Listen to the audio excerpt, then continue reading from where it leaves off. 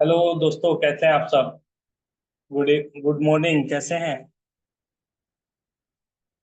Good morning, good morning. तो आज हम लोग जानेंगे कि आईपीओ क्या है और आईपीओ के बारे में मैं बताने वाला हूँ। ठीक है। तो आईपीओ का मतलब होता है इनिशियल पब्लिक ऑफरिंग। मतलब जब भी कोई कंपनी आईपीओ लेके आती है तो उसको फंड का जरूरत होता है।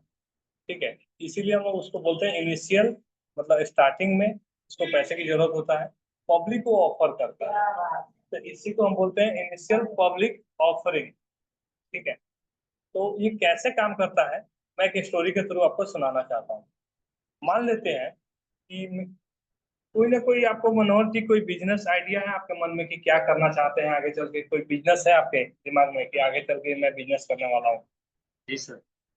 क्या करने वाले हैं बताइए आप। सर इसमें मतलब शेयर मार्केट में है। जी। सर इसमें मैं आगे बढ़ना चाहता हूँ, इसमें काम करना चाहता ओके।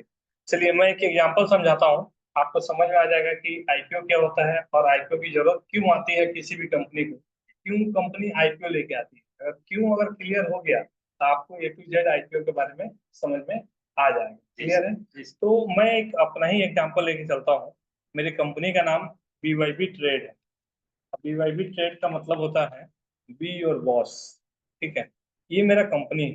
तो मेरे ये जो कंपनी है वो शेयर मार्केट का काम करती है, शेयर मार्केट से रिलेटेड काम है। हम लोग का शेयर मार्केट का काम कर सकते हैं, पढ़ा सकते हैं। इसके अलावा आईपीओ ला सकते हैं। कल को अगर हमारा कंपनी बड़ा बन गया तो हम ब्रोकर भी अपना ला सकते हैं। ये सारा चीज मैंने गवर्नमेंट ऑफ इंडिया से ऑथराइज करके लिया हुआ है। ठीक है। कल को हम लोग ब्रोकर भी ला सकते हैं फ्यूचर में अगर हम लोग बड़ा बनते हैं। ठीक है। ये मेरे मन में आइडिया है कि हम लोग बीवाईबी ट्रेड एक मोतिहारी जैसे शहर में ओपन किया जाए। और यहाँ पे जो पूरे मोतिहारी जिला है, यहाँ पे हम लोग बच्चे को स्टॉक मार्केट सिखाएं। तो अ, मैं अपने दोस्तों को बताया, अपने जानने वाले रिश्तेदार को बताया, तो वो लोग भी बोला कि भाई बहुत अच्छा है, क्योंकि ये जो शेयर मार्केट क्लास है वो कोई नहीं करवा रहा है मोतिहारी में। जी जी बिल्कुल। अगर आप करवाते हैं तो यहाँ पे पूरा जगह खाली है, क्योंकि 99% लोग तो जानता ही नहीं है कि शेयर मार्केट क्या है। तो 1% लोग हैं, मतलब 99% एरिया खाली है आपके लिए। आप यहाँ पे बच्चे को एजुकेट करेंगे तो अच्छा आपका इंस्टीट्यूट चल सकता है। तो हमने स्टार्ट यहाँ से किया। तो ये मेरे मन में आइडिया आया, तो जब हमने इंस्टीट्यूट ओपन किया कि भाई इंस्टीट्यूट ओपन करते हैं, तो उसके लिए कॉस्टिंग आ रहा था कि कितना रुपया लगेगा। उस समय ना हमारा कॉस्ट आ रहा था सर लगभग लगभग 10 लाख के आसपास। अब मेरे पास इतना पैसा था नहीं। तो हमने क्या किया, हमने हमारे पास 8 लाख रुपया था सर। तो हमने क्या किया कि हमने एक अपने दोस्त को बताया। ठीक है। तो जी मेरा दोस्त बोला कि भाई ठीक है, तुम्हारा काम तो अच्छा है, तुम्हारे काम पे हम पैसा लगाने के लिए रेडी है। ठीक है, कि मैं भी 2 लाख रुपया तुमको दूं। जी। ठीक है। तो जो बंदा बिजनेस आइडिया लेके आया उसको हम लोग बोलते हैं प्रमोटर। क्या बोलते हैं। प्रमोटर एक कंपनी का मालिक होते हैं। ठीक है, जो बिजनेस आइडिया लेके आते हैं। यहाँ तक क्लियर है। ठीक है। और हमने यहाँ पे कितना पे किया था सर, 8 लाख रुपया। ठीक है, हमने पे किया था 8 लाख रुपया। क्या होगा। ओके, फिर से बताता हूँ। ठीक है। ये कंपनी का जो मालिक होता है उसको हम लोग बोलते हैं प्रमोटर। ठीक है। और जो बिजनेस आइडिया लेकर आया उसको हम प्रमोटर बोलते हैं। ठीक है। और हमने कितना पे किया यहाँ पे, 8 लाख रुपया। तो हम यहाँ पे लिख देते हैं 8 लाख। ठीक है सर। ये हमने पे किया। ठीक है। जी। मेरा जो दोस्त था जो मेरे बिजनेस आइडिया में पैसा लगाया, बिना बिजनेस स्टार्ट हुए, अभी बिजनेस स्टार्ट नहीं हुआ है और उसमें पैसा लगा दिया, तो उसको हम बोलेंगे क्या, एंजल इन्वेस्टर। क्या बोलेंगे sir, angel investor. Angel investor. और उसने बोला कि भाई आप, मैं भी 2 लाख रुपया दूंगा। ठीक है। तो उसने मेरे को कितना दिया, 2 लाख रुपया। तो टोटल पैसा कितने आ गए, 10 लाख आ गए। 10 लाख से सर हमारा ये बिजनेस स्टार्ट। ठीक है। जी अब ये 2 लाख रुपया मेरा पैसा तो नहीं है, ये जो 2 लाख रुपया में जो मेरा दोस्त दिया है वो मेरा पैसा नहीं है। भाई 8 लाख मेरा पैसा है, ये उसका पैसा नहीं है। तो हमने क्या किया, हमने ये दोनों पैसा को ये BYB ट्रेड कंपनी में एक कंपनी का अकाउंट खोला और इसमें पैसा डाला। ठीक है। और कंपनी ने क्या किया कि बोला भाई उस समय के हिसाब से जो शेयर होल्डर का रेट, जो शेयर होल्डर था उस समय के हिसाब से हमको कंपनी ने अपना हिस्सा भी दे दिया। ठीक है। तो आपको ये बात समझ में आ गई। जब मैंने 10 लाख रुपया लगाया, उसके बाद धीरे धीरे मेरा कंपनी 6 महीना तो कोई लॉस में ही रहा, 6 महीना तक कोई एडमिशन नहीं हुआ, सिर्फ प्रचार माइनस में सब चीज जा रहा था। 1 साल बीता तो हम लोग ब्रेक इवन पे आ गए, मतलब no loss no profit. Break even का मतलब होता है नो लॉस नो प्रॉफिट। जब 1.5-2 साल होने लगा तो कुछ स्टूडेंट्स अपने पास आने लगे और हम लोग का कुछ पैसा बचने लगा। तो इतना भी पैसा नहीं बच रहा था कि हम पूरे मतलब और भी जगह अपना ब्रांच ओपन कर। ठीक है। एक प्रमोटर जो होता है ना सर, वो बिजनेस का भूखा आदमी। ठीक है। उसके माइंड में आया कि भाई मोतिहारी में ऑलरेडी मेरा चल रहा है। ठीक है। ऐसा करते हैं कि हम पूरे इसको पूरे 2-3 जिला में और खोलते हैं, जैसे अपना सीतामढ़ी हो गया, बेतिया हो गया, मुजफ्फरपुर। ठीक है। तो इसके लिए उस समय तो 10 लाख रुपया लगा था। ठीक है। अब फिर से अब नया खोलेंगे तो कितना रुपया लगेगा? तो उस समय 10 लाख लगा था, तो अभी 3 साल बाद अगर हम ओपन कर रहे हैं, एक सेंटर का कम से कम 15 लाख रुपया लगेगा। जी तो एक सेंटर का 15 लाख रुपया लगेगा तो 3 सेंटर का 45 लाख हो गया। जी अब 45 लाख के लिए मुझे क्या करना पड़ेगा? अगर मुझे नीड है 45 लाख रुपया चाहिए, तो 45 लाख के लिए आपके पास 3 ऑप्शन है। अब इस 45 लाख के लिए आप क्या कर सकते हैं? या तो आप कहीं से लोन ले लीजिए, है कि नहीं? जी लोन लेके लगा दीजिए। या दूसरा ऑप्शन आपके पास क्या है कि आप प्रॉफिट अगर कमाए हैं कंपनी से, जो BYB ट्रेड से प्रॉफिट कमाया है तो वो लगा दीजिए। और तीसरा ऑप्शन आपके पास क्या है? या तो आप इन्वेस्टर को ढूंढ लीजिए, जिस तरह मेरा एंजल इन्वेस्टर आया है उसी तरह इन्वेस्टर को ढूंढ लीजिए। क्लियर है? ये आपके पास ये ऑप्शन है। ठीक है। अब हुआ क्या कि अब लोन तो हम ले नहीं सकते हैं, स्टार्टिंग में इतना पैसा हम कर्जा नहीं ले सकते हैं। अभी कर्जा ले लेंगे तो हम उसको कहाँ से देंगे? उसके बाद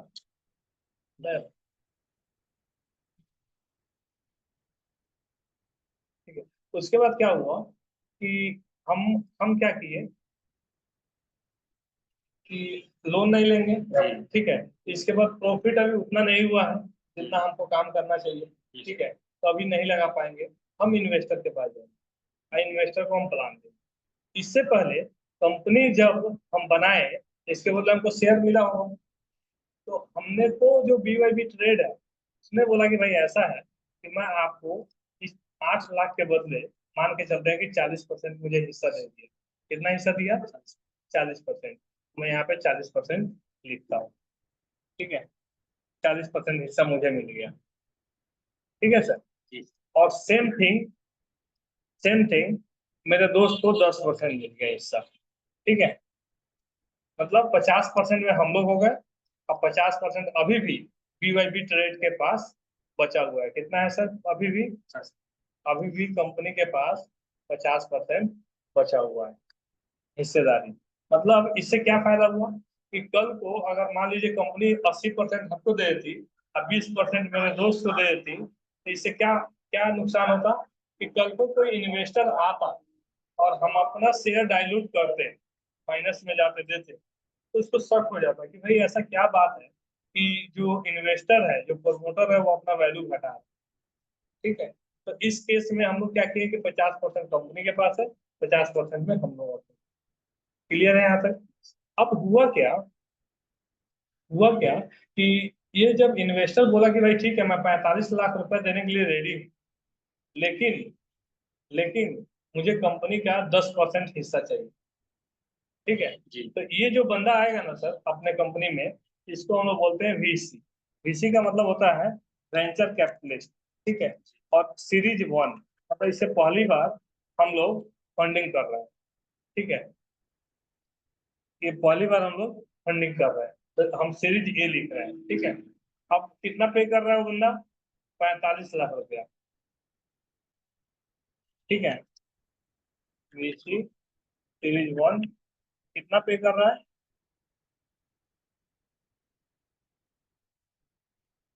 45 लाख, तो हम यहाँ पे लिख दे रहे हैं 45 लाख। ठीक है सर। अब ये 45 लैक्स जो दिया, उसके बदले कितना रुपया ले रहा है, तो कितना हिस्सा ले रहा है कंपनी का, 10%। यहाँ पे हम 10% लिख दे रहे हैं। अब कंपनी के पास कितना हिस्सा रह गया सर, कंपनी के पास 40% रह जाएगा, रहेगा कि नहीं, जी तो कंपनी के पास हो गया 40%। ठीक है। जी अब हुआ क्या सर, इसके 45 जो VCA है, इसको 45 लाख देने से जो मेरा वैल्यू है, मेरा वैल्यू बढ़, ठीक है। अब मेरा वैल्यू कितना हो जाएगा, यहाँ पे मेरा हिस्सा 40% है ना, मेरा 40% है यहाँ पे, है ना सर, 40%। जी तो अब 40% कितना हो जाएगा, 45 45 90, 1,80,00,000 मेरा वैल्यू बन गया। तो मैं यहाँ पे लिख सकता हूँ अपना 1,80,00,000, सही जा रहा हूँ मैं। ये मेरा वैल्यू हो गया इस इन्वेस्टर के आने से। मतलब ये बंदा आया VCA, तो मेरा वैल्यू कितना हो गया, 8 लाख से 1,80,00,000, सही जा रहा है। ठीक है। अब क्या हुआ सर कि मेरा दोस्त का भी वैल्यू बढ़ गया, 10% का वैल्यू है तो 45 लाख का मालिक ये भी बन गया। ठीक है। तो हम यहाँ पे लिखेंगे 45 लाख। ठीक है सर। जी और मेरा दोस्त जो सीरीज ये वाला है, ये तो अभी आया है, तो इसका तो कोई वैल्यू होगा नहीं, इसको हम ऐसे ही छोड़ते हैं। यहाँ तक क्लियर है। ठीक। मेरा अब तीन जगह पे सेंटर चल रहा है, मोतिहारी, सीतामढ़ी, बेतिया, मुजफ्फरपुर। अब प्रमोटर जो है ना सर, हमेशा बिजनेस का भूखा होता है। कभी भी ऐसा नहीं होगा कि आज रिलायंस के जो मालिक है, ठीक है, जी मुकेश अंबानी जी, कि वो आज काम नहीं भी करे तो उनका कितना खानदान खाएगा तो भी खत्म नहीं होगा। ठीक है। लेकिन आज भी वो 18 घंटा मीटिंग लेते हैं।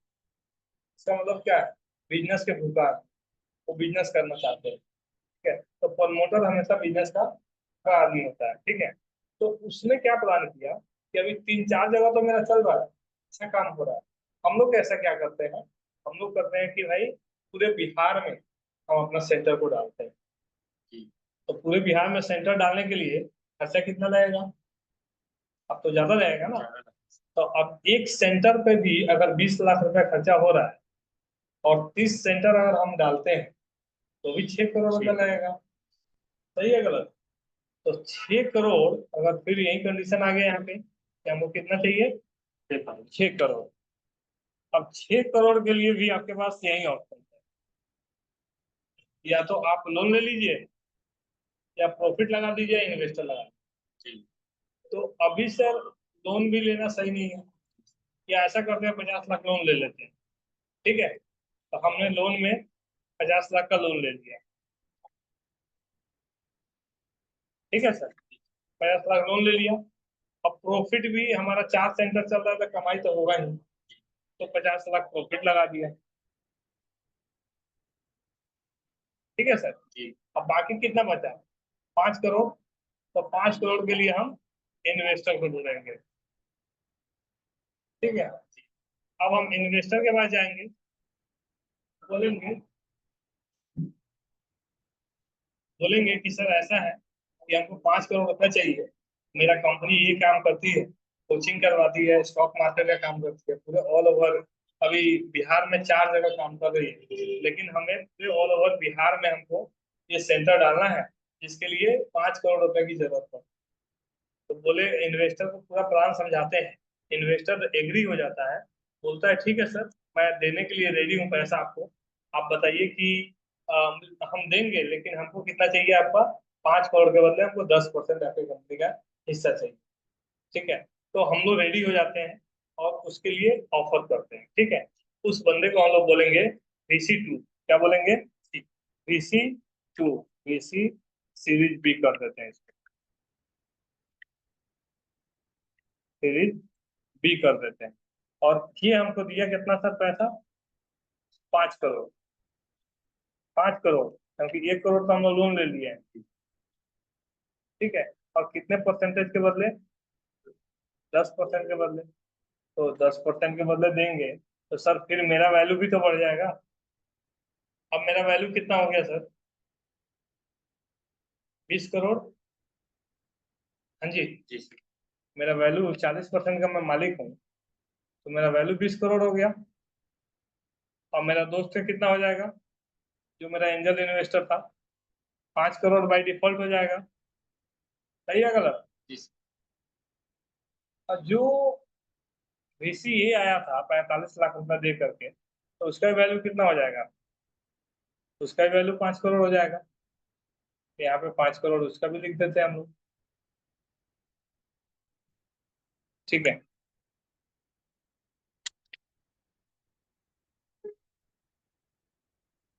ठीक है। और अभी ये V आया है, अभी इसका वैल्यूएशन नहीं है। ठीक है। जी। ये वाला नहीं नहीं, यहाँ रहेगा सर। ये तो अभी जस्ट आया है, कहने का मतलब ये है कि जस्ट अभी आया है, जस्ट आया है, इसके लिए तो खाली रहेगा कि जस्ट यहाँ पे आया है अभी। यहाँ पे तो कुछ पेमेंट नहीं किया है ना।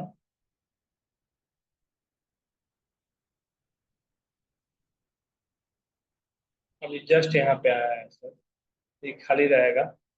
ठीक है, ये खाली है। क्लियर है? अब क्या हुआ कि इस तरीके से हम लोग का काम चल रहा था, पूरे बिहार में काम चलने लगा। जी। ठीक है। हमने प्लान किया कि भाई जिस तरह सुधा बिहार में काम करती है, तो सुधा एक सहकारी कंपनी है। कल को एक प्राइवेट लिमिटेड कंपनी होती, IPO लेके आता, तो कौन नहीं खरीदता उसको? सब कोई खरीदता, क्योंकि उसका दूध सब कोई पीता है। उसका ये लस्सी हो गया, छाछ हो गया, बहुत सारा प्रोडक्ट। उसी तरह सर हमारा बिहार में, पूरे बिहार में चल रहा है। ठीक है। बच्चा बच्चा जान रहा है ये चीज होता है। ठीक है। आप सोचिए सर कि अगर जब ये मेरे मन में आइडिया आया कि पूरे बिहार में हमारा चल रहा है, और हम ऐसा करते हैं कि अपने पड़ोसी जो राज्य है, आपका वेस्ट बंगाल है, झारखंड है, यूपी है, उड़ीसा है, ये सारे जगह पे भी मैं अपना इस जिला में फ्रेंचाइजी डाला। ठीक है। और उस समय तो सर 6 करोड़ की जरूरत पड़ रही थी एक स्टेट में डालने के लिए। 3 साल बाद हमको जरूरत पड़ा 50 करोड़। ठीक है। तो 50 करोड़ के लिए जब जरूरत पड़ा, हमने क्या किया सर?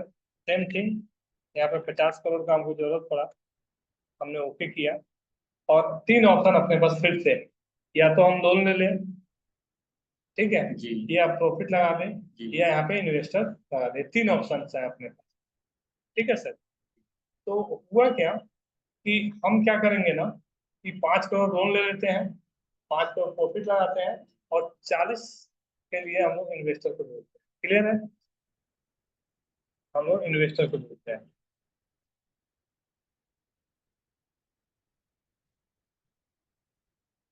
चलिए, हुआ क्या सर? 5 करोड़ हमने लोन यहाँ पे लगा दिया, 5 करोड़ लोन ले लिया आपने। तो ये 40 करोड़ देगा ना सर, इस बंदे को हम लोग बोलते हैं पी। क्या बोलते हैं? पी। इसको बोलते हैं प्राइवेट इक्विटी। ये वो बंदा होता है, जब बिजनेस आपका 10-15 साल पुराना हो जाएगा, तब आके बोलेगा सर कितना पैसा चाहिए, हम देने के लिए रेडी। ठीक है। जी। और 40 करोड़ हम लोग इससे ले रहे हैं। ठीक है, इन्वेस्टर से। ये बंदा बोलेगा सर 40 क्या, मैं आपको 400 करोड़ भी दे, कितना चाहिए आप बताइए। लेकिन आपकी कंपनी में मैनेजमेंट हेड में मेरा बंदा रहे। ठीक है। कोई भी कुछ काम करना हो तो एक बार उससे पूछना पड़ेगा। उसी को हम लोग बोलते हैं क्या, वो एक टीम में डाल देगा। तो ये जब बंदा आया ना सर, इसको हम लोग बोलेंगे PE, प्राइवेट इक्विटी। ठीक है सर, PE। और इसको ये आया, और ये कितना पे कर रहा है सर हमको? 40 करोड़। और इन कितने बदले? 10%। तो मतलब अभी भी 10, 10, 20 और 10, 30 30% निकाल दिया जाए, अभी भी BYB ट्रेड के पास, कंपनी के पास अभी भी 20 करोड़ है कि नहीं? 20% है। और 20% का मतलब अभी भी कंपनी के पास 80 करोड़ रुपया का वैल्यूएशन है। आप देखे होंगे कि MBA चाय वाला कभी कभी बोलता है कि मेरा कंपनी जो है 100 करोड़। इसका मतलब क्या हुआ? इसका मतलब उसका कंपनी 100 करोड़ का नहीं है। अगर कोई बंदा 1% के बदले 1 करोड़ रुपया पे कर देता है, उस कंपनी का वैल्यूएशन 100 करोड़ हो गया।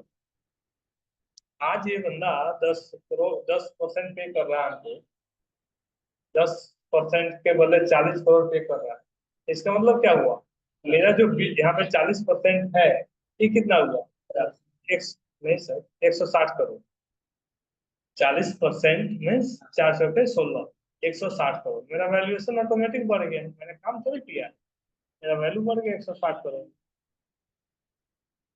सही है गलत? जी अब मेरा जो एंजल इन्वेस्टर था, इसका वैल्यू हो गया कितना, 10% है तो 40 करोड़। ठीक है, अभी ये कोई भी बंदा अभी नहीं निकल सकता है जब तक इसका आईपीओ ना आए, ये कोई भी इन्वेस्टर इसमें से नहीं निकल सकता। ठीक है, हाँ। अब इनका भी वैल्यू हो गया कितना, 40 करोड़। ठीक है,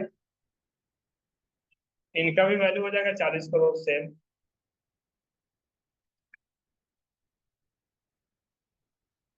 ठीक है, और ये अभी आए, यहाँ तक कोई डाउट है, समझ में आ रहा है, मजा आ रहा है? जी चलिए, अब जब यहाँ तक पूरे बिहार में और आसपास में चल रहा है, अब प्रमोटर को पहले ही बताऊं कि बिजनेस का भूखा होता है, उसने प्लान किया कि भाई पूरे ऑल ओवर इंडिया में हम लोग अपना फ्रेंचाइजी डालते हैं। ठीक है, और इसके लिए हमको जरूरत पड़ा 1,000 करोड़। कितना जरूरत पड़ा, 1,000 करोड़। अब 1,000 करोड़ कहाँ से आएगा भाई? ठीक है, 1,000 करोड़ का हमको जरूरत पड़ा, 1,000 करोड़ कहाँ से आएगा?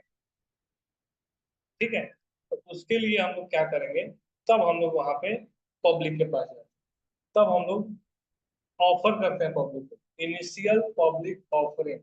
जब कंपनी को बहुत ज्यादा पैसे की जरूरत पड़ती है और कोई नहीं दे पाता है, तब कंपनी पब्लिक के पास जाती है और बोलती है कि भाई आप हमारा शेयर जो है, आप खरीदिए। आप लोग पहली बार कंपनी जो है वो शेयर को अपना सेल कर, ठीक है, पब्लिक से। जब आईपीओ आ जाता है, कंपनी सेकेंडरी मार्केट में आ जाती है, कंपनी लिस्ट हो जाती है, तो पब्लिक पब्लिक के बीच में शेयर का बाइंग चलेगी। तो यहाँ पे चाहिए था 1,000 करोड़। ठीक है, तो आईपीओ आया, तो आईपीओ अप्लाई करने के लिए इनको कहाँ जाना पड़ेगा, सेबी में। कहाँ जाना पड़ेगा आईपीओ अप्लाई के लिए, सेबी में। और सेबी बोलेगा भाई ठीक है, आप आईपीओ अप्लाई कर सकते हैं, कोई दिक्कत नहीं है। ठीक है, आप अपना जन्म कुंडली दिखाइए, मतलब कंपनी का, उसको बोलते हैं हम लोग DRHP। DRHP का फुल फॉर्म होता है ड्राफ्ट रेड हायरिंग प्रोस्पेक्ट।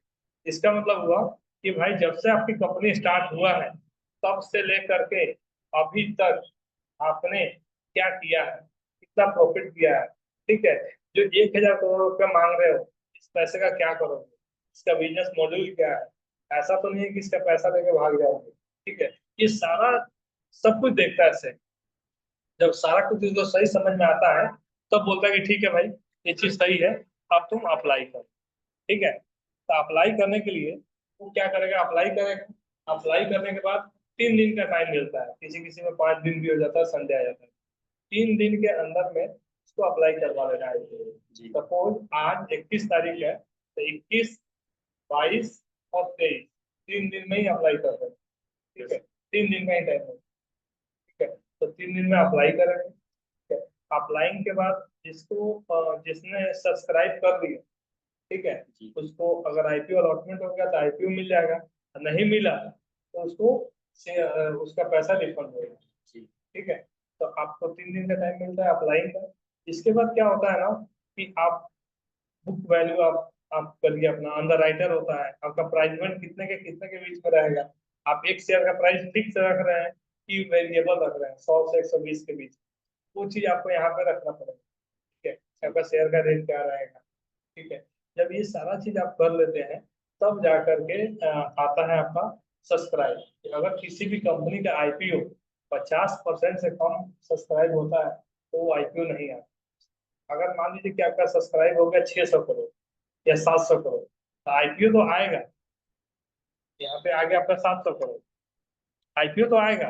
लेकिन इसको हम लोग क्या बोलेंगे, इस आईपीओ को हम लोग क्या बोलेंगे, अंडर सब्सक्रिप्ट। क्या बोलेंगे, अंडर सब्सक्रिप्ट। हमको चाहिए था अंडर सब्सक्रिप्ट। ठीक है, हमको चाहिए था 1,000 करोड़, आया 700 करोड़, मीन्स अंडर सब्सक्रिप्शन। अगर चाहिए था हमको 1000 करोड़ और आ गया 1000 करोड़, ठीक है, तो हम क्या बोलेंगे इसको? Fully subscribe. क्या बोलेंगे? Fully subscribe. जितना हमको चाहिए था उतना आ गया। चाहिए था 1000 करोड़ और आ गया 10,000 करोड़, तब क्या बोलेंगे इसको? Over subscription. हमको आ गया 10,000 करोड़ मान लीजिए, तो इसको हम लोग बोलेंगे क्या? Over subscription. ओवर सब्सक्रिप्शन का जब केस होता है ना सर, इस केस में हम लोग फिर ये जो कंपनी वाले हैं ये सेबी के पास जाएंगे, बोलेंगे सर हमको चाहिए था 1000 करोड़ और आ गया हमारे पास 10,000 करोड़। तो जो हम लोग ये 1000 करोड़ है, इसका 15% एक्स्ट्रा हम आईपीओ और ला सकते हैं। और जो 15% एक्स्ट्रा लाएंगे उसको हम लोग बोलते हैं ग्रीन शू ऑप्शन। ठीक है, तो क्या बोलते हैं? ग्रीन शू ऑप्शंस। ठीक है, तो जब आपका आईपीओ आएगा, अलॉटमेंट होगा, उसका वैल्यूएशन क्या है, क्या कितना पे लिस्टिंग हो रहा है, अगर आपका 100 रुपये पे आपने इश्यू किया था और 100 रुपये से 120 पे आपका ओपन हुआ, तो आपने गेन किया 20% का। जो लोगों ने पैसा लगाया उसको प्रॉफिट हुआ, और उसके बाद पब्लिक के बीच में ट्रेडिंग हुआ। यहाँ तक कोई डाउट है? नहीं। यहाँ तक क्लियर हो गया? आईपीओ समझ में आ रहा है?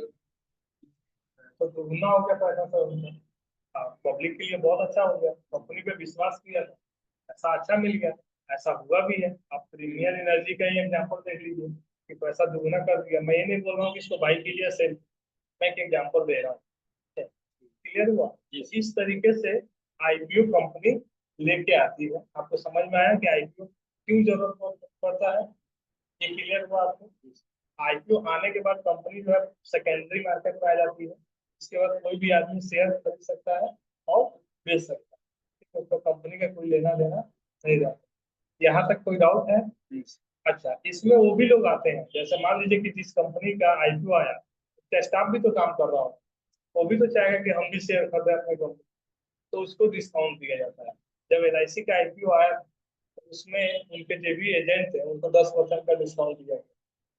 ठीक है, भले कहाँ गया क्या गया उसके बारे में हम लोग बात नहीं करेंगे। ठीक है, यहाँ तक आपको क्लियर हुआ? चलिए, तो आज इतना ही रखें हम लोग आईपीओ। ठीक है, चलिए ठीक है, थैंक यू।